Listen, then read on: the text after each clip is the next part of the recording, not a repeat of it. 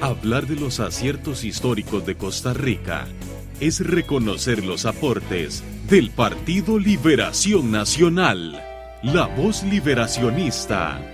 Desde la Asamblea Legislativa compartimos con usted las voces de Liberación Nacional. La lucha y en San Cristóbal. Buenas tardes, bienvenidos a un programa más de La Voz Liberacionista.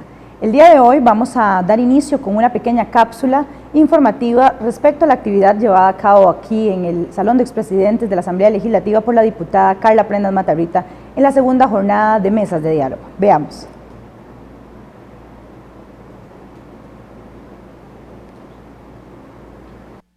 Con una serie de planteamientos y propuestas, se realizó el pasado lunes el foro Emprender Nuevos Negocios, hacia dónde va nuestra economía, en el marco de la segunda jornada de diálogos para el Bicentenario de la Independencia, que organiza la diputada liberacionista Carla Prendas, segunda secretaria del Directorio Legislativo. La actividad se realizó en el Salón de Expresidentes de la República en la Asamblea Legislativa. Entre los expositores destacaron las diputadas Marcela Guerrero y Natalia Díaz, así como Francisco Gamboa, director de la Cámara de Industrias de Costa Rica, y Carlos Peña, director general de la Fundación Costa Rica Emprende. Don Carlos Peña, de la Fundación Costa Rica Emprende, sugirió una iniciativa de ley relacionada con el fortalecimiento al emprendimiento. El proyecto buscaría generar ingresos frescos a la seguridad social. De acuerdo con Peña, el 78% de los emprendimientos no pasan el primer año, mientras que el 80% tampoco llegan al tercero. Actualmente, unas 300.000 personas se encuentran en etapa inicial de emprendimiento. Carla Prendas fue enfática en que se requieren acciones concretas para impulsar el emprendurismo en la población costarricense, las cuales tienen asidero en este tipo de espacios. Según dijo, se debe cambiar paradigmas para robustecer nuestra economía y por eso se pretende darle seguimiento a estas propuestas. Prendas acotó que la idea es realizar una reunión interinstitucional para afinar detalles con respecto a la iniciativa sobre emprendimiento, con miras a ser presentadas en los próximos días en la corriente legislativa.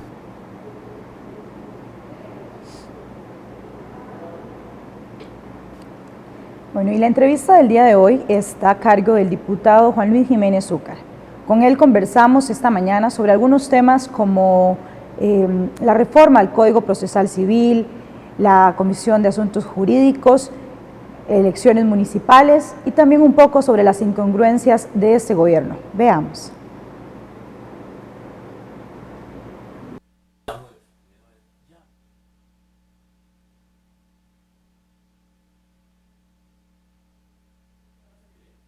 Don Juan Luis, usted es presidente de la Comisión de Asuntos Jurídicos. Ahora se está trabajando en una reforma al Código Procesal Civil. ¿En qué consiste esta reforma? ¿Y por qué en estos momentos no se están haciendo sesiones ordinarias, sino que más bien se están haciendo sesiones o realizando sesiones de trabajo en la misma? Bueno, muy importante porque el Poder Ejecutivo en extraordinarias convocó el Código Procesal Civil, que vale la pena recordarle a los costarricenses que dentro de la Agenda 36 de esta nueva legislatura, Liberación Nacional colocó ese proyecto como una de sus primeras propuestas. Código Procesal Civil representa para los costarricenses una innovación porque nuestro Código Civil es de 1880 y no tenemos una legislación innovadora donde la oralidad sea la pauta, donde los costarricenses y extranjeros que visitan nuestro país y que tengan litigios pendientes en la Corte Suprema de Justicia tengan que durar entre 10 y 15 años para que se decida una contienda. Este Código Procesal Civil va a permitirle esa agilidad que necesitamos de una justicia pronta y cumplida, como lo expresa nuestra Constitución Política. Hemos decidido suspender las sesiones de trabajo por el simple hecho de que este código tiene 7 mociones, artículo vía 137. Entonces, tienen prioridad dentro de la agenda de la comisión de verlas obligatoriamente en el primer punto de la agenda de cada sesión ordinaria. Consecuentemente, los 9 legisladores que conformamos la Comisión de Asuntos Jurídicos llegamos al acuerdo de no sesionar y trabajar los diputados en sesiones de trabajo para ver si logramos sacar el Código Procesal Civil en esta sesión extraordinaria convocadas por el Poder Ejecutivo. La pega ha sido precisamente los derechos supraindividuales que contiene el capítulo 5 de ese código. Esa tutela de intereses supraindividuales es innovadora, es no conocida en el derecho costarricense. La ley de la jurisdicción constitucional perfila un poquito los intereses difusos, pero ya el Código Procesal Civil corresponde a un capítulo, el capítulo 5, donde se viene a manifestar el ámbito de aplicación. Y eso nos ha puesto a algunos de los legisladores que conformamos la comisión en alguna contraposición con tal y como está redactado en este momento. De ahí que queremos, y hoy tenemos otra sesión de trabajo de los diputados, que pueden ir desde luego los asesores, pero es los diputados, para ver si logramos un texto que sustituya el que actualmente está dentro del proyecto de Código Procesal Civil. Si así fuere, convocaríamos para el próximo martes y conocer ese texto sustitutivo y las mociones 137 que tenemos que conocer para enviarlo al plenario legislativo, y ojalá que puedan pasar los 2 días de mociones 137 y que sea pronto ley de la República. ¿Quiénes son los principales beneficiados con esta reforma? Todos los costarricenses y extranjeros que habiten en nuestro territorio. ¿Cuáles han sido las principales trabas quizás que se han presentado en esta comisión con respecto al texto y a hoy, digamos, existe tal vez como puntos de acuerdo o un consenso entre todos los diputados que la conforman, o hay divisiones muy marcadas? No, debemos de recordar que esto se dictaminó en la legislatura de la administración 2010-2014.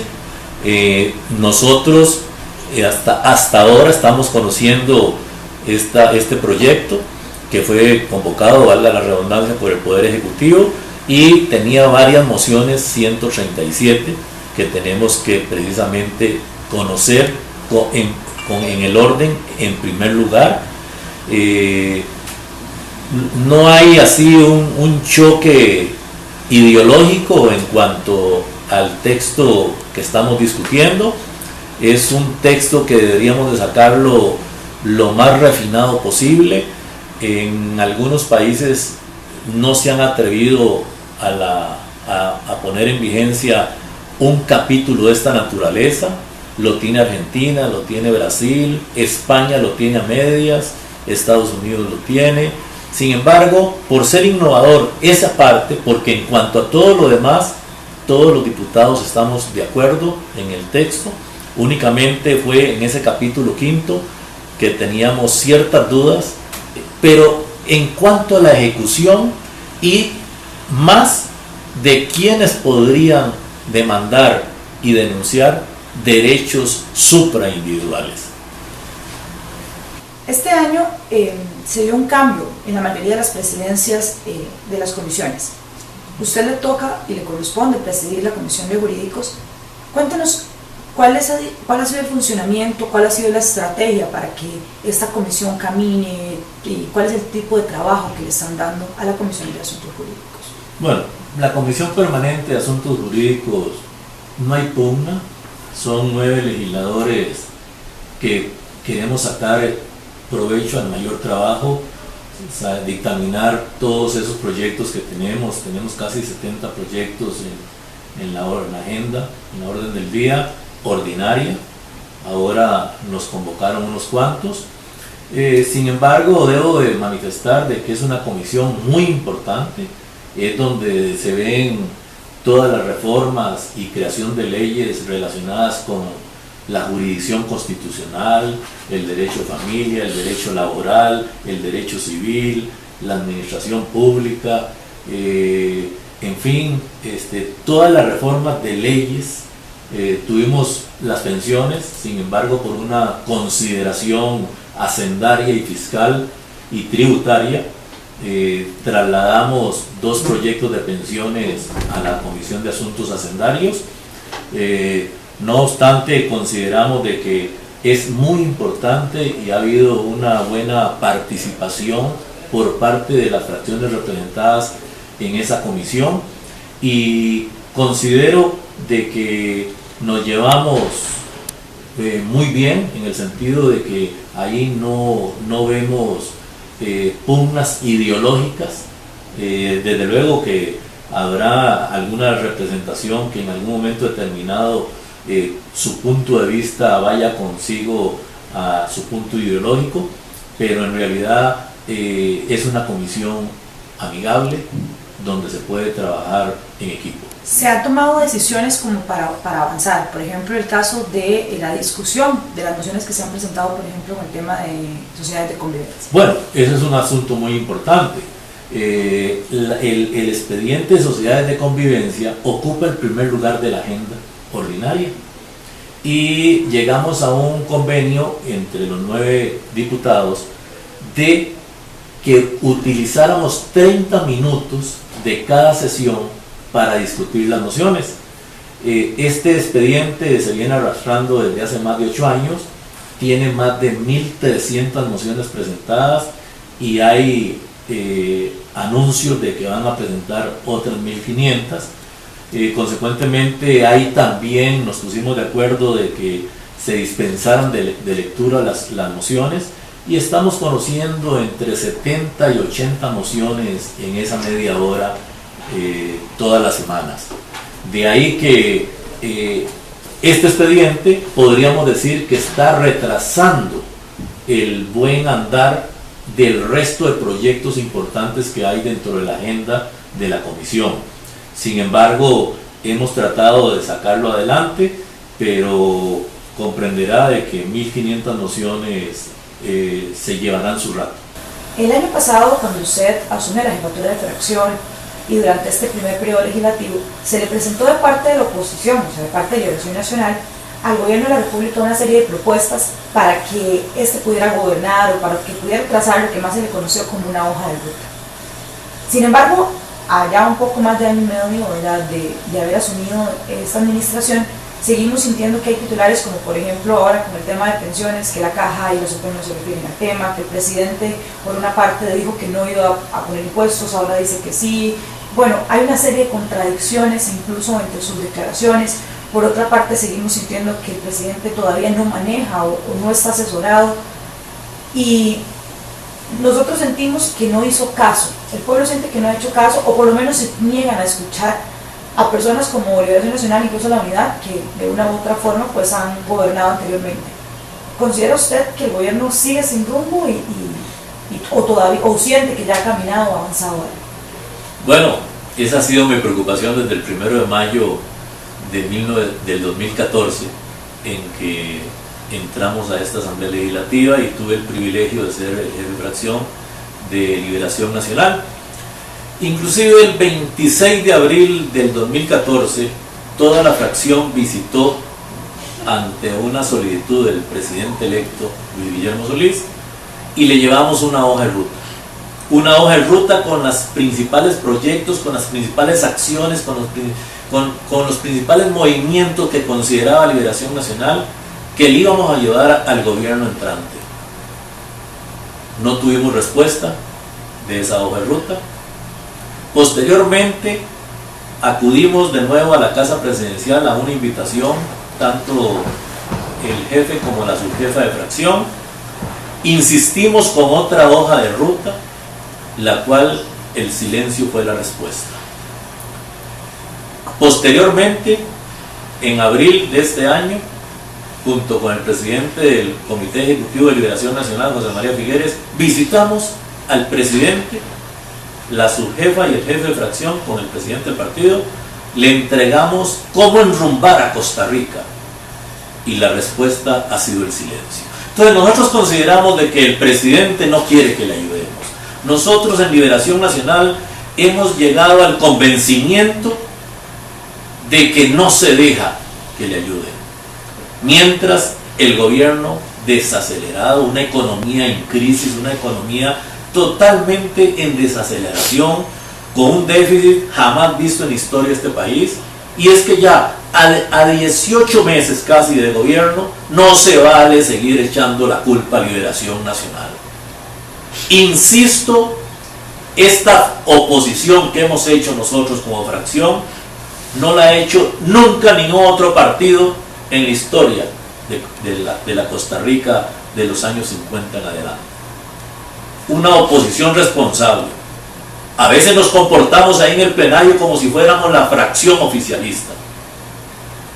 Hemos compartido nuestros votos con los principales proyectos de ley que el Ejecutivo ha enviado. Y los votos de Liberación Nacional han estado en forma permanente a la disposición de los grandes proyectos nacionales. Liberación Nacional aspira a ser gobierno. Queremos seguir siendo esperanza de este país. Y no queremos recoger en mayo del 2018 un gobierno en cenizas. Por eso que estamos en la disposición de ayudar, de colaborar, de dar nuestros votos en todos los proyectos nacionales. Pero a veces sentimos de que el gobierno no se deja. El gobierno no tiene la mejor gente en los puestos. El presidente se equivocó llamando a catedráticos con doctorados en todas las materias y creyó que al ponerlos de ministros y de presidentes ejecutivos, el país iba a arrancar con un motor fuera de borda. Se equivocó el señor presidente, porque no es lo mismo ser catedrático en la Universidad de Costa Rica o en la Universidad Nacional o en el Tecnológico y venir a la cosa pública. La función pública es diferente. La función pública tenemos que aprenderla. Tenemos que tener experiencia, esa expertise de saber cómo desenvolverse, porque la situación del país, además de la crisis, hay situaciones en cada uno de los ministerios y de las instituciones autónomas que están en manos de otras personas. Este gobierno, bueno, ha destituido, ha puesto nuevos ministros, prácticamente muchos casi que por exigencias, ¿verdad? Porque ya la legislatura, o sea, la Asamblea Legislativa pide que se pongan personas capaces. En su momento, cuando se cambió el ministro de la presidencia, porque se decía que había una ausencia, que había un silencio, se cambia, ¿verdad? Se coloca ahora ese señor secretario, pero parece que sigue habiendo un divorcio entre el Poder Ejecutivo. Totalmente, totalmente. Creíamos que Melvin era el problema, y no. El ministro de la presidencia, el licenciado Alfaro, es igual o peor que Melvin. Hace 15 días se presentó a la fracción y dijo: voy a estar todas las tardes en la Asamblea Legislativa, aquí me encontrarán. No lo hemos encontrado un solo día. No ha estado en esta Asamblea Legislativa, cuando el ministro de la presidencia es el eje, es el conducto entre la Asamblea Legislativa y el Poder Ejecutivo. Es el conducto para hacer correr las cosas, que las leyes fluyan, que si los diputados tienen dudas se aclaren, principalmente en una época de sesiones extraordinarias. Este gobierno ha hecho todo al revés de lo que prometió en campaña política. Este gobierno dijo no a los impuestos.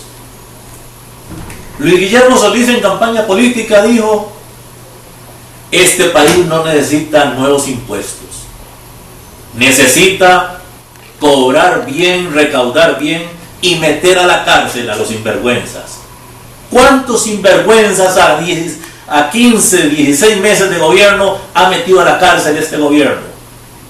Y ahora anda pregonando, solicitando, rogando, presionando a los diputados para que le aprobemos la reforma fiscal. Liberación Nacional no dará los votos para aprobar ningún tributo si previamente no hay esa muestra de contención al gasto por parte del Poder Ejecutivo y sus instituciones, si no vemos aquí los proyectos de salarios, de empleo público, de pensiones, discutiéndose y aprobándose, y que no me vengan a mí a decir, como lo ha dicho el señor presidente, de que lo de empleo no se va a ver ni lo de salarios porque regiría a partir de 18 años. Este país está harto ya de darle pataditas a la bola. Es de poner ya los puntos sobre las íes y que empecemos a gobernar. Es el momento de que el gobierno de la República, si quiere nuevos tributos, tenga ese desgaste en todos aquellos proyectos de contención al gasto. No se vale un proyecto de presupuesto como el que mandaron el año pasado y se aprobó, porque no se aprobó, lo resucitaron el presupuesto del 2015 con un 20% de aumento con relación al del 2014. No se vale con un déficit fiscal del que va a llegar al 6.7 y seguir gastando como ha querido seguir gastando este gobierno. O hay contención del gasto o no hay impuestos. Esa es la posición de Liberación Nacional, ratificada por nuestra fracción con un acuerdo en ese sentido, de que mientras no haya una verdadera contención del gasto y con los proyectos de salario, de empleo, de contrabando, de evasión fiscal aprobados, no empezaremos a discutir los proyectos que van a imponer nuevos tributos. Bueno, ya para ir cerrando, Juan Luis, Liberación Nacional se está preparando porque el próximo año se va a llevar a cabo lo que son las elecciones municipales. ¿Cuál es el reto que tiene el Partido de Liberación Nacional y cuál es esa propuesta que estamos llevando en los 81 cantones del país? Bueno, definitivamente en Liberación Nacional tenemos que ser conscientes de que hemos recibido la derrota más grande de la historia de Liberación Nacional. Momentos de crisis, momentos donde el pueblo quería cambio, donde decía no a la reelección, y precisamente en Liberación Nacional yo siento de que nos fuimos olvidando de todos. Nos olvidamos de los jóvenes, nos olvidamos de las mujeres, nos olvidamos de los solidaristas, de los cooperativistas, de los sindicalistas, en fin, nos olvidamos de todo, y todavía algunos siguen pensando que somos el partido grande. Cuando está uno con algunos compañeros y compañeras dirigentes y estamos hablando, siguen con el sueño aquel de que seguimos siendo el partido con una base de un 43%, y eso no es cierto. Tenemos que empezar de nuevo, y precisamente esa renovación de Liberación Nacional, ese entusiasmo, esa emoción que debemos demostrar los dirigentes de Liberación Nacional, los hombres, las mujeres y principalmente los jóvenes, con esa sensación innovadora, con esa responsabilidad de Liberación Nacional, porque seguimos siendo la esperanza de Costa Rica. Costa Rica, lo que es, se lo debe a Liberación Nacional, gracias a aquel hombre visionario, a don Pepe, que ganó una guerra y en vez de aferrarse al poder, ordenó el poder. Desarrolló la seguridad social y empezó a construir escuelas. Quitó el ejército y empezó a dar educación a lo largo y ancho del territorio nacional. Y por eso somos diferentes que el resto de los centroamericanos. Y por eso somos distintos al resto de muchos latinoamericanos. Pero nos hemos olvidado de todas esas raíces, de esas bases que debemos de volver a renovarlas para volver y seguir siendo esperanza de todos los costarricenses. En estas elecciones municipales es nuestra primera prueba. Tenemos que mantener muchas alcaldías, tenemos que ser mayoría en los consejos municipales, y eso depende del trabajo de cada uno de nosotros en los distintos 81 cantones y 8 consejos de distrito. Ese trabajo debe ser permanente, estudio, capacitación, y principalmente nuestros jóvenes. Nuestros jóvenes no creen en nadie. La era digital ha cambiado la forma de vivir y de hacer política.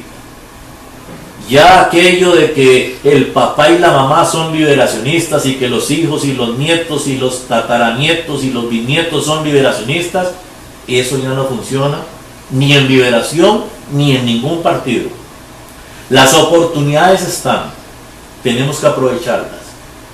Si somos esa esperanza, debemos de llevarla a esas nuevas generaciones que nos reemplacen hacia el futuro de un país que tiene todas las condiciones para ser un país de primer mundo, un país rico, pero todo depende de la conciencia, de la educación, del entusiasmo, de la emoción, y Liberación Nacional es responsable de poder lograr ese deseo de cientos de miles de costarricenses. Muchas gracias.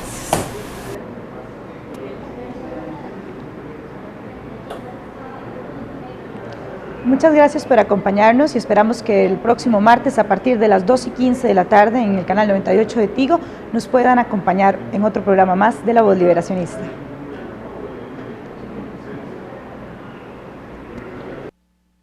Hablar de los aciertos históricos de Costa Rica es reconocer los aportes del Partido Liberación Nacional, La Voz Liberacionista. Desde la Asamblea Legislativa compartimos con usted las voces de Liberación Nacional. La lucha y en San Cristóbal